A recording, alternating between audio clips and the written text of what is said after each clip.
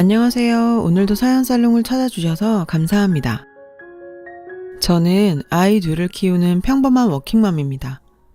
그간의 복잡한 감정이 떠오르네요.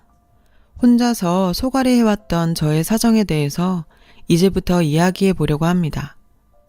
저는 남편과 대학 동아리에서 선후배로 만났어요. 대학 시절부터 남편과의 사랑을 싹 틔워서 결혼을 했죠. 무뚝뚝한 남자였지만 속정 깊고 따뜻한 사람이었어요. 저는 결혼 후에 신혼생활을 알콩달콩하게 보낼 줄로만 기대했는데 그건 딱 아이 낳기 전까지만이었습니다. 그래도 아이가 생기기 전까지는 신혼생활이 그럭저럭 깨도 좀 볶으면서 보냈었어요. 하지만 아이를 낳은 후부터는 남편은 회사가 바쁘다고 하면서 가정에 대해 무심해지더라고요. 남편이 왜 갑자기 아이를 낳고 난 뒤에 더 바빠졌는지, 그리고 남편의 바쁘다는 말이 진짜인 건지는 잘 모르겠지만 그때부터 육아와 집안일은 모두 제게 떠넘겨졌어요. 남편이 바빠짐에 따라 제 라이프도 더욱 빡세졌죠. 왜냐하면 저도 일을 하는 워킹맘이기 때문이었어요. 회사에 나간 시간에는 근처에 계신 친정엄마가 와서 대신 애를 돌봐준다지만 퇴근하고 나서는 제가 온전히 아이를 케어했거든요. 아내도 남편도 둘 다 일하는 가정에서 왜 아내만 이렇게 가정에서 바빠야 하는 건지 모르겠더라고요. 남편이 일로 바쁘다지만 저도 일을 하느라 힘든 건 마찬가지인데 말이죠. 아이를 키워본 부모들이라면 잘 알겠지만 일을 하면서도 육아를 한다는 건 정말 힘든 일이잖아요. 하루 종일 일하고 나서도 아이와 저녁 내내 씨름하며 집안일을 하다 보면 녹초가 된 몸으로 쓰러진 채 잠이 들곤 합니다. 저는 회사 일하고 나서 퇴근하고 집에 오자마자 바로 아이를 돌보면서 집안일을 해야 해요. 아침부터 저녁까지 손주를 돌보느라 지친 친정엄마가 가고 나면 저는 어지럽혀진 집안을 정리하고 아이가 먹을 저녁 이유식거리를 챙겨주랴 바쁘게 움직여야만 했죠. 제 저녁 식사는 대충 허겁지겁 때운 채로 씻기고 먹이고 아이 기저귀 갈고 하다 보면 저녁 시간이 후딱 지나갔어요. 아이에게 자장가를 불러주면서 어렵게 잠들고 나면 저는 설거지도 부랴부랴 하면서 다음날 저희 부부의 아침거리도 만들랴 아이 이유식거리도 만들랴 하루가 빠듯할 지경이었습니다. 그런데도 남편은 회사 일이 늦어진다면서 늘상 밤이 되어서 퇴근하기 일쑤였죠. 아무리 남편 회사가 바쁘다고 해도 가정을 꾸렸으면 아내와 공평하게까지는 바라지도 않고 최소한의 집안일을 좀 거들어야 한다고 저는 생각했었거든요. 하지만 남편은 집안일에 대해서 완전히 노터치였죠. 마치 회사에 모든 걸 걸고 충성하는 사람처럼 회사 일밖에 모르는 듯 해보였어요. 남편이 가사 일도 육아도 거들어주지 않자 집안에서는 없는 듯한 남편의 존재감 때문에 저는 밤낮으로 바쁠 수밖에 없었던 거죠. 그렇게 바쁜 생활 탓에 결혼하고 나서 신혼생활에 대한 로망은 저의 환상이었던 듯 싶었습니다. 행복하고 평온한 신혼은 저에게는 그림의 떡이었으니까요. 그래서 저는 참다 못해 결국 폭발하고 말았어요. 남편에게 제 속내를 하소연하며 터뜨리기 시작했죠. 여보, 내가 그동안 참았었는데 이젠 안 되겠어. 당신은 내가 아이 낳은 뒤부터 맨날 늦게 퇴근하고 얼굴 보기도 힘들어. 왜 그래? 진짜 해도 너무한 거 아니야? 너무하다니 그게 무슨 소리야. 내가 회사 일이 바쁘다고 했잖아. 아무리 회사가 바쁘다고 해도 그렇지. 당신만 이래? 나도 일하고 아이 보느라고 힘들어. 내 생각은 안 해? 나도 일하는 엄연한 워킹맘이라고. 그리고 당신도 아이 아빠잖아. 왜 나만 애 보고 집안일도 다 내가 맡아야 하는 건데. 당신도 워킹맘인 건 나도 잘 알지. 당신 힘든 거 알겠지만 회사 사정이 바쁜 거 좀 이해해줘라. 남편한테 따지려고 굳은 마음을 먹고 하소연을 했건만 막상 남편한테 툭 털어놓고 나니까 제 마음이 약해졌어요. 그래도 남편은 회사 일이 바쁘다고 했기에 나름 일에 치였을 거라고 생각하니까 남편에게 마냥 다그칠 수만은 없었어요. 남편의 입장에 대해 제가 한 발짝 물러서서 이해하기로 했습니다. 남편을 이해한 만큼 저는 힘든 나날을 버티면서 하루하루 지내야만 했죠. 낮에 아이를 돌봐주는 친정엄마에게도 미안하다 보니까 제가 도움을 더 청하기에는 한계가 있었거든요. 시댁은 멀리 계셔서 아이를 봐주러 자주 올 상황이 되질 못했습니다. 어느 날은 제가 한 발 물러나서 남편을 이해하는 게 맞나 싶었지만 그럼에도 예쁜 아이를 보니 또 힘이 나더라고요. 그렇게 워킹맘으로 힘겹게 살아오던 어느 날 저에게 청천벽력 같은 일이 터지고 말았어요. 제가 갑자기 집안에서 쓰러지고 말았습니다. 어쩌다가 쓰러지게 된 건지 영문을 모른 채로 병원에서 눈을 뜨게 된 저는 갑작스럽게 눈앞에 보여진 하얀 병실 풍경에 어안이 벙벙했죠. 병원에서는 제가 위암 3기 판정을 받게 되었습니다.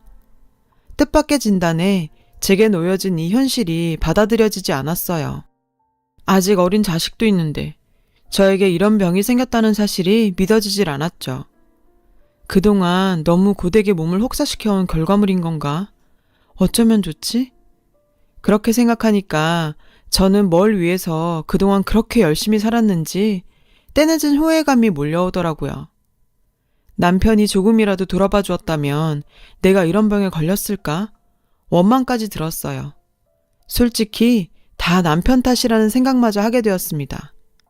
그런데 더한 문제는 남편의 태도였어요. 아내가 위암이라는 큰 충격으로 슬픔에 빠져 있는데도 남편은 여전히 바쁘다면서 이제 제가 깨어났으니까 그만 가봐야 한다는 소리뿐이었죠. 지금 이 일보다 중요한 게 뭐가 있는 건지, 저에게 당장 필요한 물품 몇 가지만 챙겨주고서는 그냥 쌩하니 가버리려고 하더라고요. 남편의 그런 태도에 너무 서러웠어요.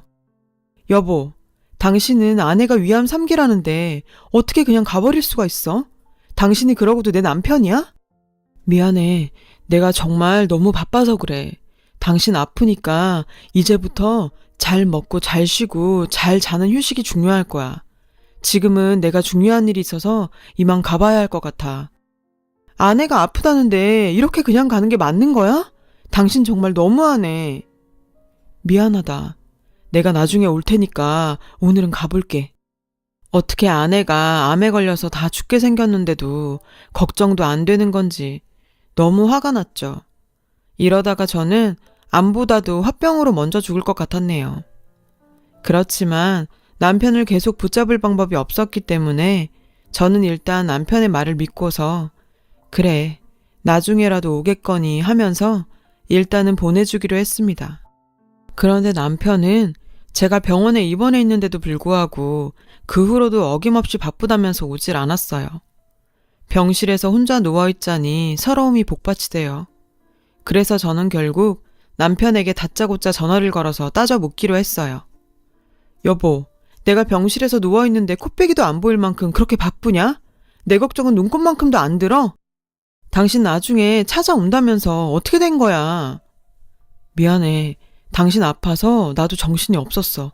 많이 힘들지? 내가 아픈데 당신이 뭐가 정신없다고 그래? 내가 얼마나 힘든지 당신이 알아? 여보, 그래도 희망을 잃지 말고 좀만 잘 버텨내자.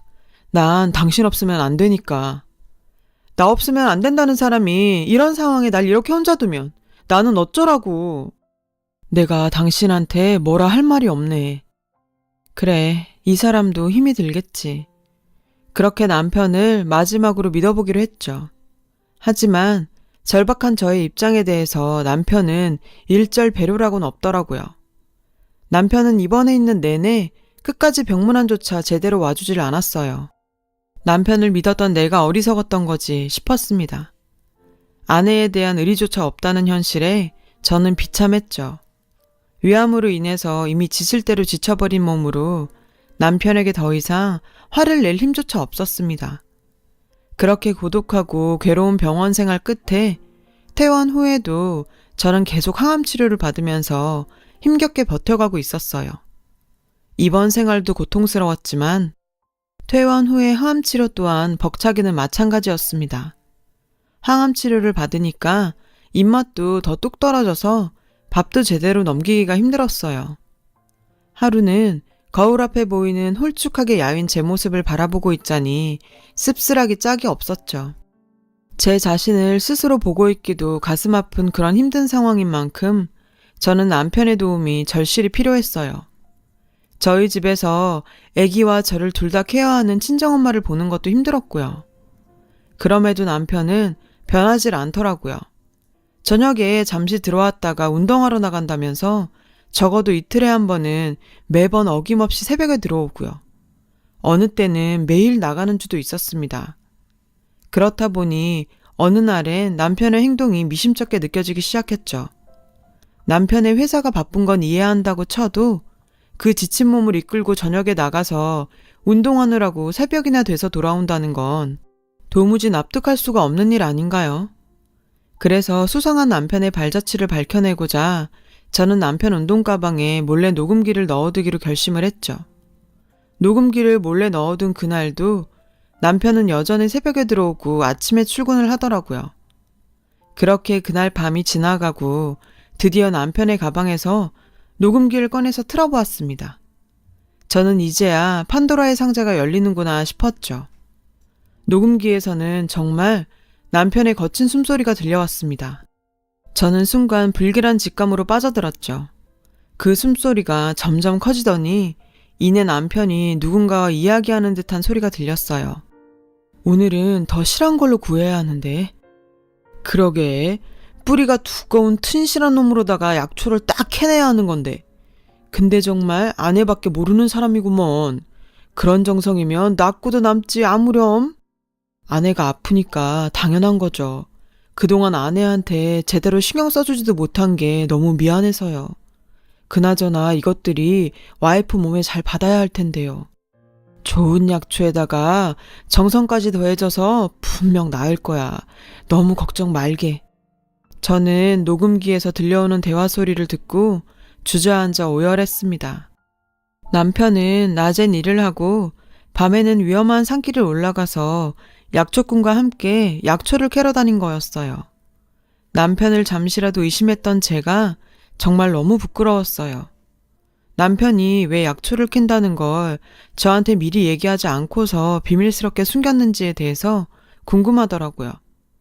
그래서 남편에게 제가 녹음한 사실을 그대로 다 털어놓기로 마음먹었습니다. 남편에게 먼저 사과를 했죠. 의심한 부분은 미안하지만 정황상 그럴 수밖에 없었던 점에 대해서 설명하면서요.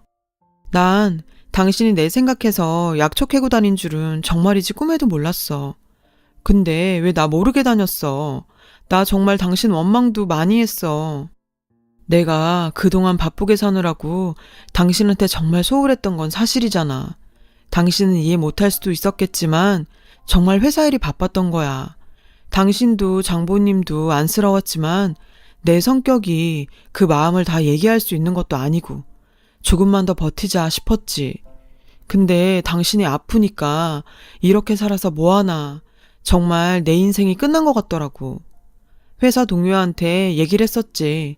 그랬더니 자기 어머니께서 위암이었는데 도움받은 사람을 소개해 주더라고. 그분한테도 고맙지. 내 입으로 직접 당신이 위해서 약초 캐러 다닌다고 어떻게 생색내냐? 그래서 말 안 한 거야. 나는 그것도 모르고 내가 당신 잠깐이라도 의심한 거 미안해. 난 결혼하고 당신이 나한테서 완전 돌아선 줄로만 알았어. 내가 말했잖아. 난 당신 없으면 안 된다고. 나한텐 지금 당신 건강이 최우선이야. 나한테 당신밖에 없는 거 알지? 그러니 꼭 건강 되찾자 여보. 힘내도록 하자. 저는 남편에 대해서 다시 보게 되었죠. 남편이 저에게 건네준 희망으로 저는 삶의 의지를 다시 붙잡을 수 있었습니다. 그렇게 지내다 보니 제 위암도 정말 기적처럼 차도가 생기면서 좋아지더라고요. 그날 이후 남편은 고삐 풀린 멋처럼 숨겨왔던 마음을 표현하는데 망설임이 없었습니다. 이제 뭐 두려울 것도 부끄러울 것도 없다나요. 꾸준한 남편의 손길이 어린 관리와 더불어서 남편의 사랑도 같이 확인하게 되었어요. 저희 가족은 행복하게 오순도순 잘 살아가고 있습니다. 남편과 함께 산행에 나서서 같이 친정엄마를 위한 약초를 캐기도 한답니다. 그리고 아이와도 같이 놀이동산에서 가족끼리 즐거운 시간을 보내기도 합니다. 지금 생각해보면 만약 그때 남편이 노력이 없었다면 지금의 제가 있을 수가 있었을까 싶기도 하더라고요. 이런 남편이 있어서 참 다행이라고 생각합니다. 지난 세월 동안 아프고 고생했던 기간에 대해서 잘 극복해낼 수 있었던 건 말 없는 무뚝뚝했던 남편 덕분이니까요. 따뜻한 말 한마디는 죽을 병도 낫게 하는 것 같습니다. 오늘 가족에게 한 번 더 사랑을 표현하시는 건 어떨까요? 저도 앞으로 남은 인생은 우리 가족 꽃길만 오롯이 걷길 바라고 있어요. 제 이야기를 들어주셔서 감사합니다. 건강하고 화목하게 보내시길 바랍니다. 여러분, 사연 댓글에 응원과 현명한 조언 부탁드려요. 좋아요와 구독은 저에게 큰 힘이 됩니다. 오늘도 좋은 일 가득하세요.